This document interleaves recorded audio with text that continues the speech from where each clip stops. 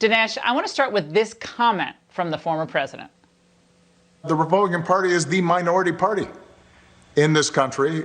The only reason that it doesn't look like they're the minority party is because of structures like the U.S. Senate and the Electoral College that don't render them the majority party. The truth of the matter is that 60% of the people are occupying what I would consider a more reality-based universe. Dinesh, how condescending was he about that Senate, that structure known as the Senate and the Electoral College? It's just painful to listen to him. Yeah, I think with Obama, there's either outright duplicity or sort of implied duplicity, and it's a matter of figuring out which one it is. Now, Republicans have had the presidency for 24 out of the last 40 years. They've dominated both houses of Congress. They've populated the Supreme Court with far more members than nominees than the Democrats have. So in the game of American politics, you'd have to say Republicans, by and large, have had the edge. Now, I guess what Obama is saying is that Democrats continue to enjoy a majority in the popular vote. But that's like saying that, we're going to measure a tennis match not by who won the most sets, but by who won the most overall points. So Obama can do his own arcane calculus, but by and large in American politics, the way it's measured, the parties are very close, but the Republicans have been the majority party.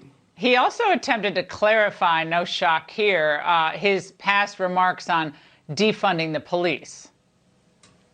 There were 2 or 3 writers who I admire who wrote, Obama's making an admission to chastise Black Lives Matter, and you go, what? Hold on a second. I just spent the whole summer complimenting them. Can we be precise with our language enough that people who might be persuaded around that particular issue to make a particular change that gets a particular result that we want? Love me, progressives, love me. He's shocked when everyone just doesn't throw roses at his feet, rose petals. Well, I think the essence of Obama's remarks here is not that defunding the police is a bad idea. In fact, he doesn't think it's a bad idea, but he thinks it's a bad idea to talk about it before the election. So this is that implied duplicity. Obama's basically saying it's bad marketing to tell people that you want to defund their cops. And that's really that's the meaning of what he's saying. He thinks it's essentially bad positioning. You might want to think about doing it after the election, but don't say it beforehand. And by the way, John Ossoff, who is inspired by the president, says he wants ICE agents now to start doing this. When federal agents arrive at one of these farms, it should be to make sure people are being paid the minimum wage. We should have gratitude for those who keep us fed. So, Dinesh, quick reaction.